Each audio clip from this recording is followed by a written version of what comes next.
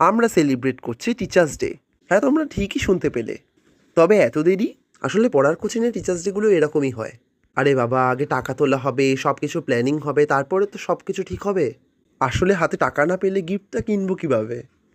তাই এরকম দেরি তো হবেই। সে যাই হোক, টিচার্স ডে হচ্ছে আর 5ই সেপ্টেম্বর সেলিব্রেট করতে পারছি, এটাই অনেক। সেই দিন আমাদের টাইম দেওয়া হয়েছিল 2টোর সময়। আসলে যে ঘরে পড়া হয় সে ঘরটা সবসময় ফাঁকা পাওয়া যায় না, তাই আমরা 2টো বাজার আগে আগেই সব কিছু কেনাকাটি করে সেখানে চলে যাই। এর জন্য আমাদের বাড়ি থেকে অনেক আগে আগেই বেরাতে হয়েছিল। সেনাসার আগে তো খালিই বসেছিলাম, তাই ভাবলাম সবাই মিলে একটা রিল বানিয়ে নিই। সে বলতে কি রিল, ভিডিওটা অন করার সঙ্গে সঙ্গে সবার মুখে এত হাসি, সবাই মিলে এত হাসছে, আসলে আমাদের পাগলের মতন লাগছিল আমার, তাই মনে হচ্ছিল। এবার বলতে গেলে ছবি তোলা তো মাস্ট, সেটা তো আমাদের তুলতেই হবে। যে তুলবে না সে বাইরে বেরিয়ে যাক, তাকে নিয়ে আমাদের একদম মাথা ব্যথা নেই। তবে আমরা তো ছবি তুলবই, সেটা আমাদের কেউ আটকাতে পারবে না। শেষ পর্যন্ত স্যারকে দিয়ে কেক কাটিংটা শুরু হলো। আমরা সবাই স্যারকে ঘিরে বসেছিলাম গোল করে টেবিল ধরে। তোমরা জাস্ট আমাদের স্যারের মুখের হাসিটা দেখো, উনি সত্যিই আজ খুব খুশি। কেকটা কাটার পর উনি সবাইকে খাইয়ে দিলেন নিজের হাতে। আমরাও কেন বাদ যাই, আমরাও একে একে স্যারকে কেক খাইয়ে দিলাম। এতক্ষণ আমাদের এক বান্ধবী মিসিং ছিল, তবে সে এখন চলে এসেছে, এখন আরও মজা হবে।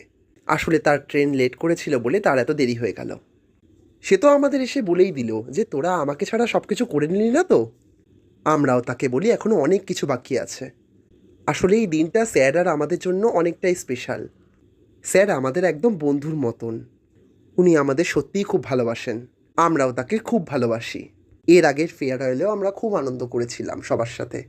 এবার আমরা চলে এসেছি সেলিব্রেশনের একদম শেষ পর্যায়ে। এবার স্যারকে যে উপহারটা দেওয়া হয়েছে সেটা খোলার পালা। স্যার ধীরে ধীরে আমাদের দেওয়া গিফটটা খুলছেন। স্যার তো ভাবছে যে কি দিয়েছি আমরা। আমরাও ভাবছিলাম যে স্যারের পছন্দ হবে তো আমাদের দেওয়া জিনিসটা। এবছর আমরা একটু ইউনিক কিছু দেওয়ার চেষ্টা করেছি স্যারকে। আসল কথা, গিফটের দোকানে গিয়ে প্রথমেই দেখেই পছন্দ চলে এলো এই জিনিসটা। শেষের দিকে তোমরা জিনিসটা দেখলেই তোমরা বুঝতে পারবে জিনিসটা কি। আমাদের তো খুবই পছন্দ এসছে জিনিসটা। আমরা তো এরকমই আরেকটা, আমাদের আরও একজন স্যার আছে, তাকেই আমরা সেই জিনিসটা দিয়েছি। তোমরা একটু পরেই তার গিফট খোলাটাও দেখতে পাবে। ইনিও আমাদের আরেকটা স্যার। ওনার ব্যবহারও খুব ভালো, আসলে মানুষটাই এত ভালো। বলতে গেলে পড়ার একদম শুরু থেকেই এনার সাথে আমাদের আলাপ, তবে থেকেই তাকে আমরা চিনি। তিনিও আমাদের খুব ভালোবাসেন আর আমরাও একইভাবে তাকে ভালোবেসে যাব। আসলে এই সম্পর্কগুলো না ভারী মিষ্টি। স্যারের সাথে স্টুডেন্টদের সম্পর্ক কোনো বন্ধুর থেকে কম নয়। সে যাই হোক, স্যারও আমাদের দেওয়া গিফটটা খুলছেন। ওনার হাসি দেখেই বোঝা যাচ্ছে যে উনি গিফটটা পেয়ে সত্যিই খুব খুশি। এই হাসিটাই তো আমাদের সবচেয়ে বড় উপহার, আমরা এটা সবসময় দেখতে চাই।